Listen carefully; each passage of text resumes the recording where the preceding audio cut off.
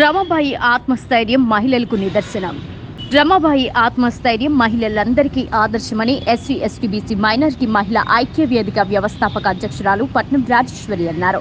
కర్నూలు నందలి స్థానిక మహిళా ఐక్య వేదిక ప్రధాన కార్యాలయంలో జిల్లా అధ్యక్షురాలు పాలెం రాధా ఆధ్వర్యంలో జరిగిన రమాబాయి అంబేద్కర్ 89వ వర్ధంతి కార్యక్రమానికి ముఖ్య అతిథిగా మహిళా ఐక్య వేదిక వ్యవస్థాపక అధ్యక్షురాలు పట్నం రాజేశ్వరి, రాష్ట్ర అధ్యక్షురాలు నంది విజయలక్ష్మిలు మాతా రమాబాయి అంబేద్కర్ చిత్రపటానికి పూలమాల వేసి నివాళులర్పించారు.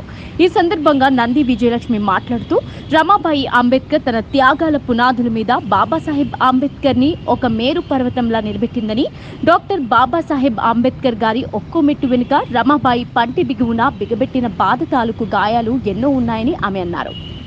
అంబేద్కర్ గారికి నిరంతరం నీడలా ఉంటూ ఎన్నో కష్టాలను అనుభవిస్తూ జీవితం సాగించడంలో రమాబాయి ఆత్మస్థైర్యం మనకు అర్థమవుతుందని ఆమె తెలిపారు.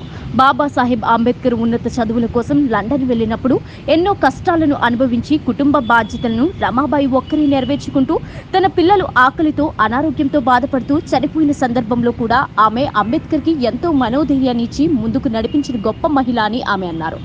అంబేద్కర్ బహుజన సమాజానికి ఎంత కృషి చేశారంటే కృషి అంబేద్కర్ గారికి రమాబాయి చేశారన్నది జగమెరిగిన వాస్తవమని ఆమె అన్నారు. మాతా రమాబాయి త్యాగాల నిలువెత్తు రూపము బాబాసాహెబ్ అంబేద్కర్ అని ఆమె తెలిపారు. జోహార్ రమాబాయి అంబేద్కర్, జోహార్ జోహార్.